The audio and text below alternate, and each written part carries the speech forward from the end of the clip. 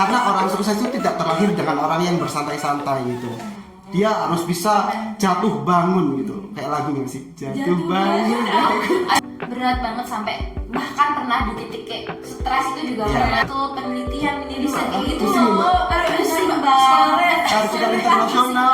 Gitu kan. Kita harus tahu, kita masuk ke situ mampu nggak nih, bisa nggak kita? Jangan takut-takut untuk memulai, gak usah lah mikirin omongan orang lain. Benar. Ya, yang penting diri kita sendiri gitu. Maksimalin mainnya, maksimalin kayak ikut-ikut kegiatan kepanitiaan, karena habis itu bagi orang yang nggak bisa bagi waktu bisa stres di situ.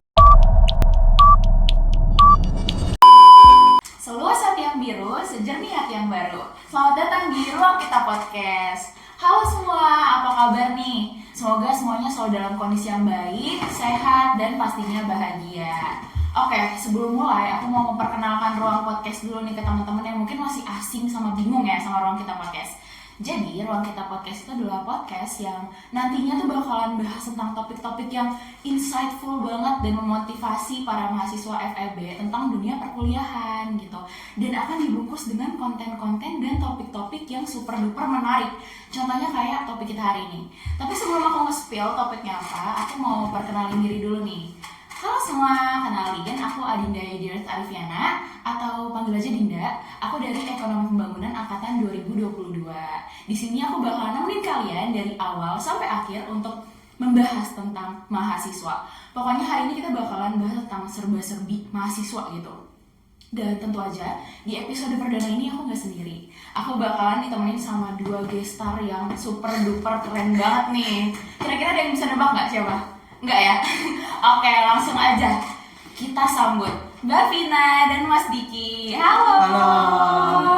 Oke, mungkin bisa memperkenalkan diri dulu nih ke para listeners kita biar pada kenal juga.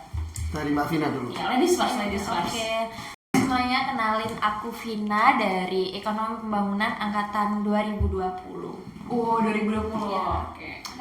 Halo semuanya, kenalin nama saya Diki Wahyudi dari angkatan 2021 S1 Manajemen.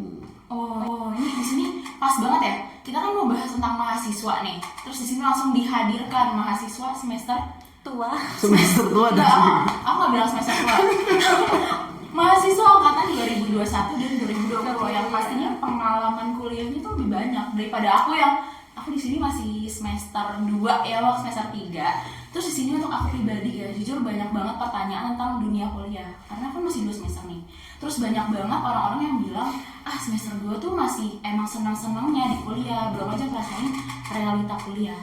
Katanya realita kuliah tuh berasanya pas semester 3 ke atas. Sini aku mau tahu nih gambaran, sini tuh kuliah semenyeramkan itu kah di semester tua? Apalagi setelah aku nih kesibukan Mbak Vina sama Mas Diki tuh banyak ya di luar akademik gitu. Oke, aku mau nanya dulu deh, kesibukan Mas Diki sama Mbak Vina apa nih? Ladies first. Apa ya, kesibukannya saat ini lagi nggak ikut apa-apa sih, mau KKN, tapi masih ikut aktif di proses-proses yang aku kan ikut dari tahun kapan ya, dari maba itu ikut UKM teater gadang, udah sih itu aja. Oh iya, tapi teater gadang juga sibuk nggak sih proses-prosesnya? Iya, ini bisa lagi 4 bulan ya? proses. Iya benar. Oh. Setiap proses emang sibuk banget. Terus aku denger-denger Mbak mau tampil nanti. Tampil nggak sih? Doain aja Iya. kalau yang lancar ya. Oke, semangat ya Mbak. Nonton ya Semuanya semuanya. ya semua. gratis kan di tiketnya? Iya, gratis nggak sih buat kita? Enggak. Enggak. Oke, kalau dari Mas Diki sendiri gimana nih kesibukannya? Kesibukan ya. Yang pertama sekarang lagi jadi SC di salah satu perlombaan himpunan gitu, tarafnya nasional. Jadi bagi teman-teman yang mau ikut lomba bisnis plan bisa banget tungguin bulan Juli atau Agustus. Itu yang pertama. Terus yang kedua lagi megang grup project sosialnya APP Sinarmas dengan Future Skill UGM.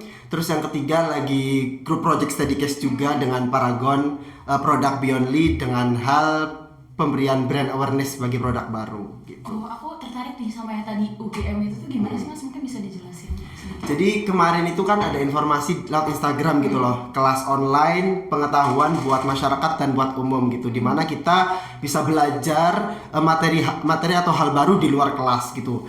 Dan di situ ada yang namanya Future Skill. Future Skill itu dia bekerja sama dengan UGM dalam hal bermitra dengan perusahaan yang mewadahi kelas-kelas online. Ada kelas public speaking, ada kelas bisnis dan lain-lain. Dan kemarin itu saya ngambil kelas Sustainability in Business atau bisnis berkelanjutan. Saya tertarik gimana sih perusahaan-perusahaan besar, salah satunya APP Sinarmas itu berkontribusi secara sosial, secara manusia, secara alam gitu ya, CSR dan SDGs-nya lah gitu. Menarik ya, berarti Mas Diki ini aktif di dalam maupun di luar kampus gitu organisasinya. Tapi tadi bukan tadi itu organisasi bukan kegiatan luar gitu, kelas online gitu. Kelas online sama UGM. Keren juga nih, itu dapat info-infonya dari mana sih Mas? Di Instagram itu luas sebetulnya. Instagram itu luas ketika kita ngikut berbagai macam akun-akun info lomba, info media, info event. Nah itu kita bisa dapat insight-insight seperti itu yang bisa kita coba gitu. Berarti kuncinya kita harus nyari tahu sendiri juga ya, nggak bisa diem-diem info langsung ke kita gitu. Bisa memanfaatkan media sosial dengan baik dan bijak. Oke, nah menariknya tuh di sini kan Mbak Vina sama Mas Diki ya, itu udah semester berapa? Berarti Mas Diki 4 ke 5, terus Mbak Vina 6 ke 7. Nah itu kan juga lagi sibuk-sibuknya kuliah ya, tapi masih memilih untuk tetap ikut organisasi. Itu aku penasaran nih, apa sih yang memicu Mbak Vina sama Mas Diki aktifnya dari awal semester nggak sih? Betul. Iya, itu apa yang memicu untuk ikut organisasi gitu?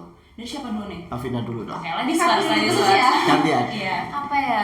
Motivasinya ya, ibaratnya motivasinya ikut itu apa? Lebih ke kalau aku udah sih pengen nyari temen di situ. Oh, nyari teman relasi. Biar ya? nggak kesepian aja. Oh, gitu. Bener, kayak apa ya? Kan aku cuma ikut satu, tapi di situ mewadahi kayak aku punya keluarga baru di situ gitu loh.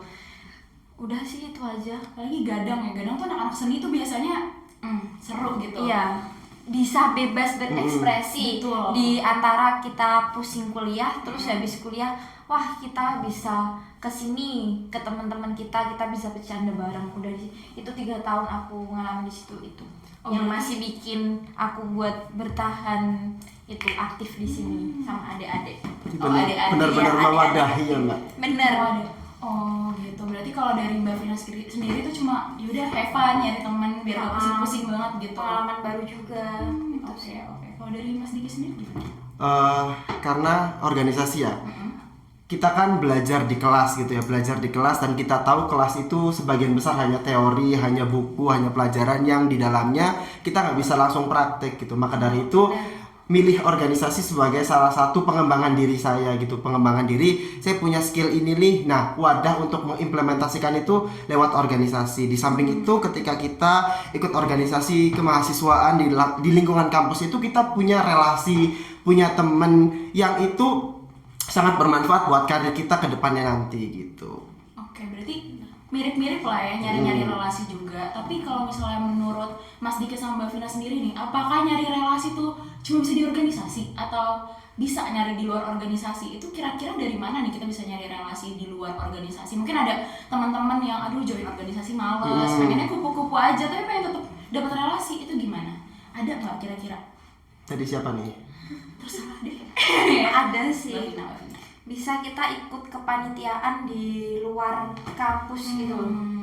Itu kayak bener tadi katanya kita lebih memanfaatkan media sosial kita buat cari info itu sendiri, karena banyak banget kegiatan-kegiatan yang itu di luar kampus tapi juga terbuka buat mahasiswa gitu loh. Kayak misal kita mau ikut duta apa itu juga bisa gitu loh. Kita tinggal daftar di situ juga kan kita bisa dapat relasi di situ, pengalaman baru di situ, dan pengalamannya tuh menurutku lebih berharga karena nggak cuma di lingkup kampus, kayak kita bisa melihat dunia luar lebih lagi. Oh ternyata di dunia luar yang sebenarnya tuh gimana sih kalau misal kita ikut event tuh kayak apa ya, pemikiran orang-orang yang kan kita berbaur gitu, nggak cuma sama mahasiswa doang kan, sama semuanya itu pasti pemikirannya beda-beda. Nah itu ilmu di situ sih yang malah berharga banget. Betul. Ya nggak harus kita, mungkin bisa kita di kampus jadi mahasiswa kupu-kupu, tapi pulangnya itu kita ikut kegiatan lain yang nggak harus dari kampus. Betul. Jadi nggak bisa ya kayak bener-bener nggak ikut apa-apa, yang maunya kuliah pulang tapi relasi banyak gitu. Tetap harus ikut yang di luar-luar atau nyari-nyari info sendiri gitu ya. Kayak 1.000 dari 1.000 nggak sih yang kayak nggak ikut apa-apa, Bener, relasinya ya. banyak Iya. banget. Bener. Mungkin tuh tongkrongan kali ya. Iya biasanya nongkrong Iya, itu. yang suka nongkrong. Selebgram lah mungkin ya. Iya mungkin selebgram ya, betul. Kalau dari Mas Diki sendiri gimana? Setuju banget sih apa yang dikatain Mbak Vina gitu. Ketika kita memanfaatkan media sosial dengan benar, kita tahu banyak informasi tentang volunteer, kegiatan-kegiatan luar gitu ya. Itu relasi kita nggak cuman berada di lingkungan kampus, tapi kita juga punya teman dari kampus lain, punya mitra seperti kalau kita magang gitu loh. Nah magang kan kita udah punya kenalan orang dalam gini ya, orang dalam perusahaan, teman-teman perusahaan, dan itu jejaring relasinya lebih kuat dibandingkan kita hanya memanfaatkan lingkungan organisasi aja gitu. Jadi bisa disimpulkan kalau organisasi itu penting, tapi kalau misalnya emang mau nyari relasi ya enggak di organisasi doang gitu, enggak mau di organisasi doang. Soalnya kayak ada kok yang ikut organisasi tapi ya udah dia sebatas tahu relasinya di organisasi itu. Karena kalau percuma ikut organisasi banyak tapi dia cuma memanfaatkan profesionalitasnya di dalam doang. Betul. Gitu loh. Aku juga ngelihat nih banyak orang-orang yang kayak ikut organisasi nih, tapi dia nggak komit. Jadi ya udah cuma nambahin CV, tapi dia nggak bisa komit. Pas udah ikut dia jarang ikut rapat atau hilang-hilangan. Itu kalau menurut Mbak Vina sama Mas Diki sendiri gimana orang-orang yang kayak gitu? Apakah better dia ikut organisasi memaksakan diri untuk CV atau ikut yang benar-benar sesuai sama passion dia? Kalau menurut aku mending ikut yang sesuai passion dia. Karena apa? Kalau cuma buat menuin CV itu pasti bakal ada di titik dimana dia nyesel, dimana di titik dia itu kayak aduh harusnya nggak usah ikut ini deh, harusnya lebih baik aku ikut ini, ternyata aku nggak cocok di sini. Nah ketika orang udah nggak cocok di situ, dia itu kayak lebih ke memaksa dirinya. Nah kalau emang udah nggak ada hati di situ, jadi kayak ya udah ngilang deh. Kebanyakan kayak milih ya udah deh ngilang. Kalau ngilang dicari ya udah tinggal nggak bales aja, tinggal kita blok nomornya atau apa, udah selesai. Nah itu tergantung ke pribadi masing-masingnya. Tapi kalau aku lebih memilih buat ikut yang emang aku bener-bener tertarik di situ. Kalau aku bener-bener tertarik di situ berarti aku mau gimana pun aku tetap bakal di situ gitu loh. Tanggung jawabku di situ kayak gitu. Emang yang penting gitu sih, sebelum kita join sesuatu tuh yang penting komit sama diri sendiri dan orang lain daripada ikut maksain tapi jadinya merugikan orang lain ya. Dari Mas Diki sendiri gimana? Setuju banget apa yang dikatain Mbak Vina. Kita harus tahu dulu niat awal kita nih join organisasi itu apa sih gitu. Mau join organisasi banyak tapi hilang-hilangan, atau 1-2 tapi benar-benar mindful di dalamnya gitu. Ketika kita join organisasi tadi sesuai dengan passion kita, maka kita ngejalaninnya itu dengan enak, dengan enjoy, dengan bahagia gitu. Karena apa? Karena skill kita betul-betul terwadahi di organisasi tersebut gitu. Berbeda dengan kita ikut banyak banget nih saking antusiasnya tapi hilang-hilangan, akan jadi beban dan itu akan menghambat diri kita untuk berkembang gitu. Berarti penting juga nih buat kenal sama diri sendiri Betul. dulu ya. Sebelum ikut sesuatu tuh kenal dulu nih kita minatnya di mana gitu. Biar nanti pas ngejalaninnya juga enjoy dan jadinya nggak beban gitu kan. Oke. Tapi dari tadi kan dari awal nih, dari awal semester Mas Dika sama Mbak Vina udah aktif berorganisasi. Kalau udah lama nih berorganisasi di dalam situ, menurut Mbak Vina sama Mas Dika, apakah nyesel nggak ikut organisasi? Atau apakah kalau misalnya bisa muter waktu, mendingan aku itu nggak ikut organisasi tapi join magang di luar kampus atau gimana? Ada rasa nyesel gitu nggak ikut organisasi? Atau malahan kayak ini pilihan yang tepat gitu? Kalau dari aku ya, kalau dari aku nggak ada nyeselnya ikut organisasi karena memang niat awal dan tekadku untuk organisasi adalah pengembangan diri, pengembangan skill gitu yang di dalam kelas aku nggak dapat, tapi ketika di luar kelas melalui organisasi itu kita bisa memecahkan masalah, lalu kita bisa decision making. Ketika ada masalah kita rembukan, gimana menghargai pendapat orang lain, gimana ketika ada masalah kita bisa bareng-bareng dan tidak egois. Nah itu nggak didapat di kelas, tapi ketika di organisasi kita dapat, dan itulah yang membuat kita dewasa gitu. Betul banget. Kalau aku juga nggak pernah nyesel sih ikut apapun. Kayak kita ini harus kayak bertanggung jawab atas pilihan kita gitu loh. Kalau kita udah milih itu, ya udah ngapain harus disesali gitu loh. Toh meskipun kita nih misal ikut ini, wah ternyata nggak cocok di kita, ternyata di sini kayak nggak enak gitu loh. Nah ya udah pasti di balik itu semua nanti ada pelajaran yang bisa kita dapat. Oh ketika kita nggak cocok di bagian ini, mungkin nanti kedepannya kalau kita mau ikut lagi kita jauh lebih memikirkan lagi. Oh aku nggak cocok di bagian ini, berarti nanti kalau mau ikut join apapun itu ya udah nyoba yang lain, mana nih kita gali lagi, kita lebih minatnya di mana kayak gitu. Jadi nggak ada penyesalan sih. Betul. Oke. Kalau misalnya nih jujur dari aku sendiri ya, itu tuh susah gitu loh. Pas di awal itu susah untuk menemukan tentang diri aku sendiri. Gimana ya, aku masih nggak kenal sama diri sendiri. Jadi pas di proses nyoba organisasi itu ya pasti kayak banyak naik turunnya gitu. Terus kayak ada perasaan berat juga ngejalaninnya. Terus kalau misalnya lagi di perasaan kayak gitu tuh, pernah nggak sih kayak berat ngejalanin sesuatu? Itu gimana? Pernah. Kalau dari Mbak Vina. Mbak Vina tahu sendiri. Pernah sih, pasti pernah kayak ngerasa aduh berat banget, sampai bahkan pernah di titik kayak stres itu juga pernah, karena kayak kan kita juga kuliah nggak cuma organisasi, kita mikir ini banyak lah, masalah pun juga banyak gitu kan. Nah itu caranya gimana ya, kita sharing sih, kita perlu sharing sih ke Perlu orang ya. kita perlu semuanya tuh jangan dipendam sendiri. Misal kita capek sama kegiatan ini, kita capek di organisasi ini, ya udah kita sharing sama temen yang itu satu ruangan sama kita, ibaratnya kayak satu lingkup sama kita, yang tahu oh prosesnya apa aja sih, pasti kayak tahu oh ini yang bikin kamu capek, bla bla. Kita sharing di situ, nanti pasti kita dapat solusi. Ya udah kayak meskipun kita sharing tapi kita nggak dapet solusi, setidaknya kita lega gitu loh. Daripada dipendam sendiri. Ketika udah sharing, kalau pengalamanku ya pernah capek akan suatu hal, akan kegiatan itu, aku sharing, habis itu lega nih semua, udah aku lanjut aja. Kayak ibaratnya gini, kalau capek ini harus aku tuntasin, ini harus aku selesaiin kalau nggak mau capek. Betul, gitu. aku juga kayak gitu sih. Bener. Dan penting juga support system gak sih? Kita perlu orang yang kayak yaudah buat cerita gitu. Support system juga nggak melulu pacar nggak sih? Bisa keluarga, bisa temen gitu. Kalau dari musik sih gimana? Setuju banget ya, ketika kita sedang merasa gundah gulana, ketika kita sedih gitu ya, ketika kita sedang merasa kok kayak gini banget gitu. Perlu yang namanya teman, perlu lingkungan positif yang bisa membangun diri kita. Perlu orang-orang yang ngingatin, ayo loh Diki, kamu tuh udah ada di titik ini gitu. Banyak orang yang berada jauh di bawah kamu. Jadi di situ perlu ada refleksi diri, apa yang udah dicapai, apa yang belum dicapai, dan apa yang akan dicapai. Itu akan bisa mengembalikan semangat kita yang demotivasi. Jadi penting ya Penting punya banget. orang-orang yang suportif gitu. Tapi kalau misalnya nggak punya orang suportif gimana nih Mas? Kayak lingkungan kita, terus kita tuh toxic gitu. Gimana cara menyemangati diri sendiri? Kalau misalnya aduh, ini orang-orang di sekitar toxic, nggak ada yang nyemangatin, justru malah kayak bikin down gitu. Itu gimana? Nah, aku kembali lagi ke niat ya. Jauh-jauh dari kota Cirebon, dari Kabupaten Cirebon ke sini ngapain kan gitu? Belajar. Untuk belajar, kembali lagi ke niat awal. Kita harus kuat, kita harus tangguh dengan lingkungan kita. Ketika lingkungan kita tidak mensupport kita harus kembali lagi ke niat awal kita. Ngapain saya di sini jauh-jauh? Mending saya kerja daripada di sini kan gitu. Iya juga ya, bener ya. Terus sebenarnya kita tuh bisa memilih, kayak kita kan hidup itu milik kita ya. Iya. Kita bisa memilih, kalau kita tahu oh ini toksik, ini nggak baik buat kita, ya udah ada pilihan yang mana kita cut off. Iya. Betul. Kalau misal kita di suatu lingkungan pertemanan gitu, kayak di lingkungan organisasi entah apapun, semuanya toksik, tapi kita masih punya tanggung jawab di situ. Kalau aku pribadi itu kayak ya udah aku nuntasin tanggung jawabku di sini.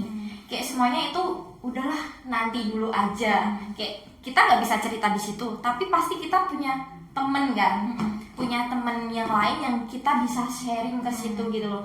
Kayak apa ya? Sebenarnya kita nggak bisa mengendalikan buat orang-orang itu nggak ngejudge kita atau apa, buat orang-orang itu nggak toksik ke kita. Tergantung kita, cuma bisa mengendalikan diri kita, penerimaannya itu gimana. Betul. Kayak kalau mereka ya udah, kalau mereka toksik ke kita tinggal nggak usah terima omongannya mereka gitu loh. Kayak kita cuma bisa mengendalikan diri kita sendiri, tapi kita nggak bisa mengendalikan orang lain. Kita cuma bisa tutup telinga, tapi kita nggak bisa buat nutup mulut orang lain kan. Tangan kita cuma dua buat nutup telinga sendiri kan. Kita nggak usah ngendalin pikiran orang lain nggak sih? Benar. Fokus memperbaiki diri sendiri Yes, gitu ya, Mbak. benar. Fokus sama diri Buktiin sendiri aja. itu penting ya. Tapi yang kayak tadi Mbak Vina bilang itu kan kita ada di suatu posisi kita harus punya tanggung jawab, tapi kita harus tetap profesional. Tapi orang-orang di situ toksik. Itu gimana cara biar kayak tetap bisa profesional gitu?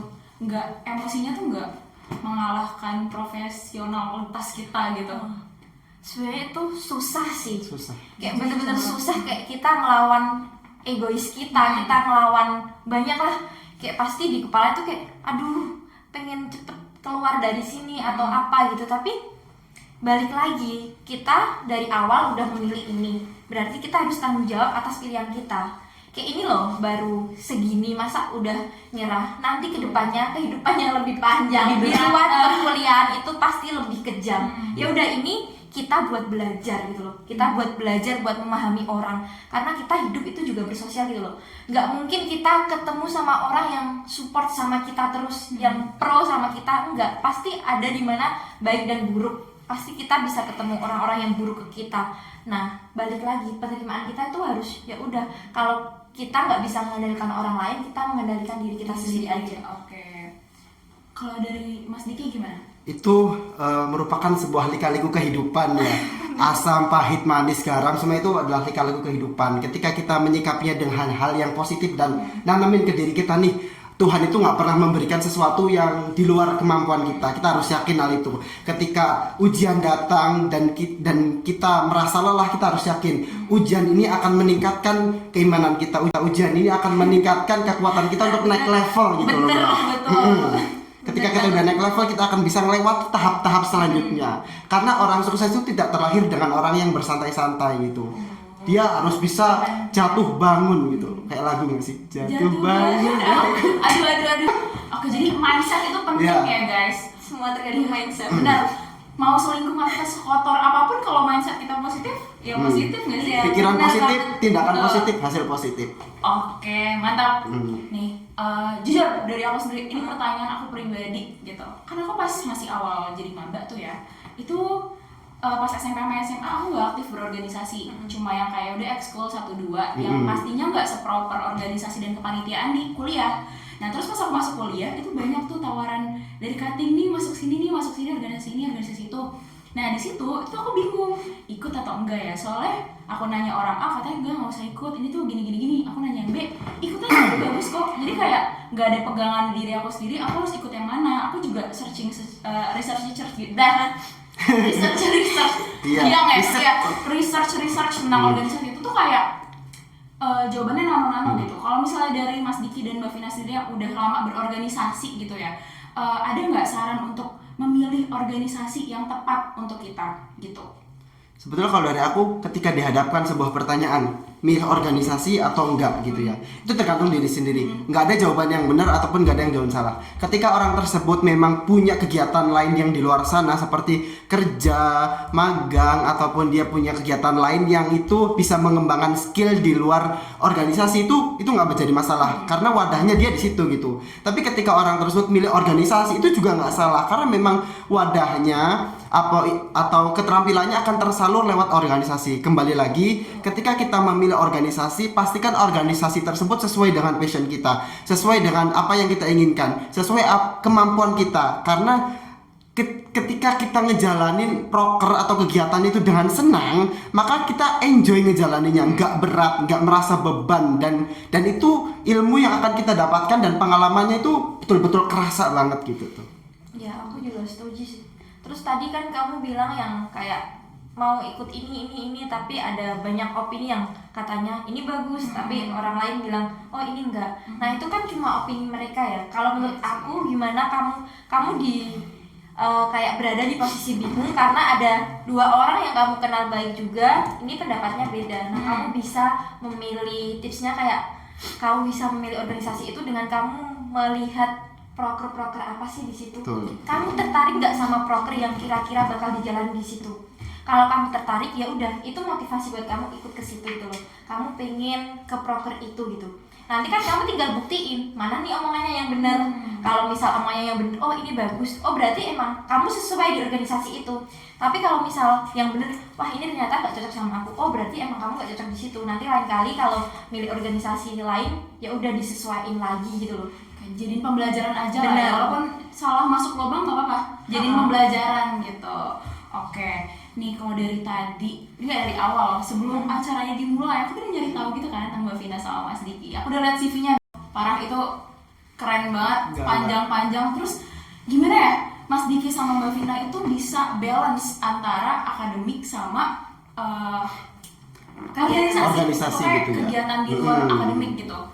Jujur aku sendiri nih yang masih semester 2 ya, kayak matkulnya masih matkul pengantar, terus ikut organisasi juga cuma 1 biji, tapi itu tuh masih kayak suka keteteran kuliahnya, merasa nggak balance antara akademik dan kuliah. Kalau ada nggak tips and trick dari Mas Diki sama Mbak Vina sendiri buat mengatur waktu antara organisasi sama akademik gitu? Kalau siapa dulu nih Mbak? Apa ya, Mengatur mengatur waktu sih. Oke, Mbak Vina. mengatur waktu buat antara kuliah sama organisasi. Sebenarnya pasti orang yang ikut organisasi nggak mungkin nggak keteteran. Bener. Pasti ada satu waktu dia keteteran, wah tugas banyak, ada kelompokan, ada apa, tapi proker ini belum selesai, ada rapat segala macam gitu kan.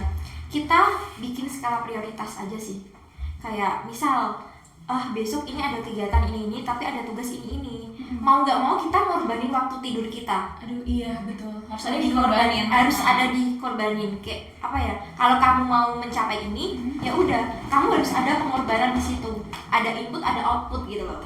Kayak Anak banget ya ada sih, banget ya lagi. kayak kalau aku emang jujur itu ya keteteran tetep sih, apalagi udah semester atas tuh tugasnya kayak yang bikin jurnal, bikin artikel, penelitian, riset kayak gitu pusing, loh. Mbak. Aduh, pusing banget. Artikel internasional. Pusing banget gitu kan. Nah, jadi kita lebih apa ya? Sebenarnya salah sih ngurangin waktu tidur juga, tapi mau nggak mau ya itu emang bisanya itu gitu loh. Trade off ya Mbak? Terus nanti kalau bener anak ekonomi banget ya. Terus nanti kalau emang ada waktu luang ya udah kita bayar waktu tidur kita di situ kayak gitu. Balas dendam tidur langsung seharian gitu. Tapi jangan kayak ngorbaninnya jangan kayak apa ya? Kan kita tadi bicara ngorbanin waktu. Kita jangan ngorbanin yang wah aku lebih dominan ke organisasi tapi akademikku tak tinggal gitu. Jangan-jangan dikorbanin yang tujuannya ini sama-sama itu kan, kita kuliah juga tujuannya untuk ini akademik juga ada, tapi untuk kegiatan itu juga tujuan tambahan kayak gitu. Betul. Skala prioritas yang balik lagi. Skala prioritas. Setuju banget. Tapi kalau dari aku, yang pertama kenali diri dulu, kapasitas dan kapabilitas diri kita. Jadi sebelum kita memilih organisasi, memilih proker, memilih teman, kita harus tahu dulu nih, kita kalau masuk organisasi ini kita kuat nggak, kita mampu nggak. Jangan sampai kita udah masuk ke dalam, kita nggak mampu, kita hilang gitu aja. Nah, kita harus kenali dulu diri kita ketika masuk proker, kegiatan, event, volunteer dan lain-lain. Kita harus tahu, kita masuk ke situ mampu nggak nih, bisa nggak kita. Nah setelah itu benar kata Mbak Vina, tentukan skala prioritas mana dulu yang harus dikerjakan, tingkat urgensi mana yang lebih penting. Nah kalau aku itu lebih pentingnya akademik Mbak, apapun organisasi akademik nomor satu kalau menurut aku. Betul sih. Harusnya emang gitu, harus karena kita balance ya. mahasiswa kan, tujuannya kesini juga kuliah gitu. Iya. Orang tua kita membiayain untuk kuliah, Benar. untuk berorganisasi ya gitu. Oke, tapi kan tadi bilang kayak kita masuk organisasi sama masuk kuliah gitu, tapi kan harus ada adaptasinya kan. Nah, kalau dari Mbak Vina sama Mas Diki sendiri itu gimana? Emang udah dari SMP sama SMA aktif organisasi apa gimana? Enggak sih. Oh Enggak enggak, sih. berarti beradaptasinya tuh baru pas kuliah kan? Itu gimana cara beradaptasinya pas baru masuk ke organisasi sama ke kampus gitu? Pasti susah kan? Apalagi dua-duanya nggak dari Solo nggak sih? Ya aku dari Cirebon. Enggak dari Solo. Mbak dari Pati ya? Benar dari Pati. Dari Cirebon. Gitu ya. SMA aku nggak ikut organisasi, SMP ikut tapi nggak mindful gitu loh. Memang berat banget sih, dari mulai orang yang diam-diam gitu, kaku gitu, kayak aku terkenal kaku loh, betul, di organisasi aku terkenal kaku. Itu benar-benar susah buat kita membaur, tapi lambat laun ketika kita paham tentang orang-orang di sekitarnya, ketika kita mencoba untuk membuka diri nih, nggak mengekang diri, kita buka untuk diri, ramah, itu lama kelamaan pasti kita akan punya teman, relasi, dan jangan malu untuk bertanya. Apapun itu jangan malu untuk bertanya. Jangan malu untuk bertanya atau sesat di jalan. Sesat. Berarti jangan malu-malu lah ya. Kalau masih awal-awal tuh buanglah gengsi jauh-jauh. Sokap-sokap duluan mah nggak apa-apa lah ya. Nggak apa-apa. Nggak usah mikirin omongan orang nanti, ini orang sokap banget sih. Berarti kita dapat. Iya benar. Oke. Tadi kan di awal tuh pas masih masuk adaptasi tuh, apalagi Mas ini ya, Mas Dikit katanya tuh kaku. Tapi sekarang masih terkenal kaku nggak sampai sekarang? Masih sih kayaknya. Oh iya. Kayaknya. Teman kaku tuh kalau untuk orang-orang yang baru kenal ya menurutku. Tapi kalau untuk yang satu frekuensi dan itu memang satu tujuan, satu misi itu ambiar sih menurutku. Cair-cair aja gitu. Ya, berarti semua tergantung ya udah frekuensi apa enggak gitu. Betul, lagi kan orang beda-beda juga kan. Iya. Ada yang bisa nyambung sama siapa aja, ada yang ya udah main deket-deket aja gitu. Oke, kalau misalnya dari Mas Diki dan Mbak Vina sendiri perbedaan pas di awal semester sama ini di akhir-akhir semester itu apa? Yang Beda banget. signifikan? Beda banget. Beda banget. Iya, sumpah. Di awal aku online ya. Oh iya, Generasi online. Bisa online gitu ya. Iya. 2 tahun. 2 tahun. 2 tahun online. Iya, duduk. Nah, online itu kayak awal-awal tuh bener-bener sama temen-temen tuh deketnya cuma sebatas lewat grup. Tapi ngiranya ya dulu ngiranya pas offline wah ini di grup udah deket banget, udah seru banget, rame banget. Pas offline wah bisa nih asik banget. Ternyata juga enggak. Ternyata malah kalau aku lebih suka awal semester. Oh, yang online? Kayak kita ibaratnya kita dari SMA terus ke kuliah otomatis jiwa-jiwa kekanakannya itu sebenarnya masih ada gitu loh, dan itu kayak bisa main kemana-mana, terus tugas juga masih sedikit gitu kan. Apalagi tapi kalau udah semester kalau aku ngerasanya mulai semester 5 Udah paling agak berat itu semester 5. Matkul-matkulnya itu. Matkulnya paling berat semester 5. Ujiannya berat ya Mbak pasti. Sumpah semester 5 itu kayak matkulnya Bukan masalah matkul doang, tapi kan ada magang. Ada itu terus kan udah dari semester 5 ke 6 liburannya kita buat magang. Terus 6 ke 7 liburannya buat kita KKN.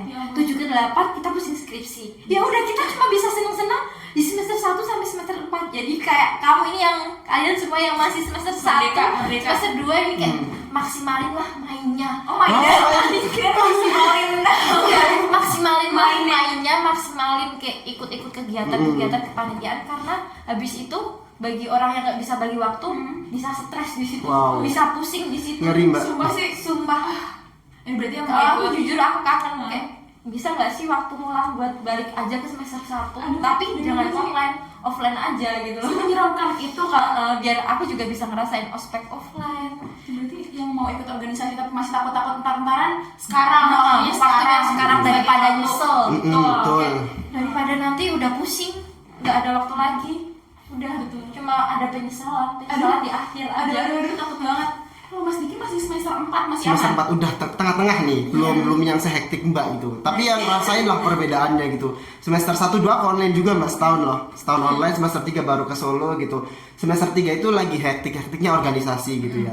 Semester 4 ini udah lumayan hektik dengan berbagai kegiatan yang di luar. Kalau yang semester 3 itu enggak banyak kegiatan yang di luar. Nah, semester 4 ini ikut banyak yang di luar gitu. Berarti masih aman. Masih lah ya, aman Mas? lah, masih bisa main-main Mbak. Tadi gimana kemarin UAS aman? Aman. Masih aman. Gimana Mbak? Aman sih, banyak yang take home. Oh, jadi oke. Berarti bisa dibilang nanti Mas abis liburan semester GWS ya Mas? Nah, Mbak ajarin ya Mbak. Aduh, tipsnya minta tips sama Iya. Mbak Jena. Mentor. Iya, Udah mentor. mau tahap sekarat kan, mau KKN skripsi. Wah, tapi nanti habis itu nyari kerja lebih sekarat. Aduh, iya lagi. Pas udah keluar kuliah ya? Iya, benar. GWS Mbak. Kayaknya harus di GWS itu Mbak Vina deh. Yes Mbak. Oke, langsung terakhir. Kesan-pesan untuk penonton kita sampai ada nggak nih kesan-pesan dari Mbak Vina sama Mas Diki? Ini untuk maba Untuk Semuanya. semuanya. semua spesifik maba deh. Maba deh. Mungkin masih bingung-bingung kan nih mau jalan organisasi atau gimana? Mbak Vina Apa ya? dulu boleh. Untuk maba-maba yang masih bingung join apa ya, itu kita mulai gali minat bakat kita di mana, nggak usah mikirin omongan orang, cari tahu sendiri aja, buktiin sendiri aja kau maunya apa, nggak usah pokoknya itu Nggak usah itu pokoknya Iya, itu. yang aneh-aneh nggak usah gitu Iya, ya. aneh-aneh. nggak usah Positif aneh. dicoba gitu ya. Bener. Betul. Boleh promosi nggak sih? Boleh. Apalagi kamu harus join teater gadang. Ah. Ekspresif banget. Anak gadang tuh seru-seru Iya. banget sumpah. Iya. Kayak gadang kan UKM ya udah ikut organisasi sama ikut UKM. Mantap banget gitu. Di gadang tuh nongki nggak sih? Hah? Nongki di gadang. Nongki banget. Iya. UKM serasa. Aku kalau ikut gadang kayak pantas nggak mau kan? Pantes Model-model banget, ada kok yang model pendiam pendiam banget gitu. juga ada kan. Semuanya kita menerima membaur. Oh gila. Rangkul aku Mbak. Ih takut banget. Enggak rangkul kekeluargaannya. Bagus ya. Enggak. Bagus ya. Kayak kalau dari itu gimana kesan-kesan? Buat teman-teman semua, buat maba ataupun buat teman-teman yang sedang nonton podcast ini, jangan bersedih kalau teman-teman tidak dihargai, tapi bersedih teman-teman jika teman-teman tidak berharga. Gila sih gitu dapat banget ya. Mas Diki tuh kalau ngomong dapat. Aduh, malu. Kita hidup tidak untuk sempurna. Kita hidup untuk bermanfaat. Betul. Oke, berarti nih intinya kan kuliah nih. Di kuliah tuh menurut aku tempat kita mengeksplor banyak hal yang kayak di SMP, di SMA tuh nggak ada. Ini kuliah itu loh tempat kita untuk mengeksplor banyak hal tentang diri kita sendiri, kenalin juga diri kita sendiri. Jadi jangan gengsi-gengsi, jangan takut-takut untuk memulai. Gak usah lah mikirin omongan orang lain. Bener. Ya, yang penting diri kita sendiri gitu. Kita yang bisa mengendalikan diri sendiri. Betul. Oke, mungkin hari ini segitu aja ya ngobrol-ngobrol cantik kita hari ini gimana? Aku nggak cantik dong mbak. Cantik dan ganteng. Iya cantik. Oh ya, ngobrol cantik dan ganteng kita hari ini bersama dua speaker yang keren banget. Ih, gila aku merasa terhormat gitu loh bisa ngobrol. Kita sering-sering aja mbak. Ya. Dua mahasiswa berprestasi ini. Gak ada jenjang ya mbak, di sini setara semuanya. Oh gitu, aku sadar. Oh my god. Oke, terima kasih buat para listeners yang udah dengerin dari awal sampai akhir. Maaf juga kalau misalnya ada salah dari aku dan dua pembicara keren kita ini, terutama dari aku ya. Pokoknya see you di episode Ruang Kita Podcast selanjutnya. Semua saat yang biru, Sejernih hati yang baru. See you di Ruang Kita Podcast.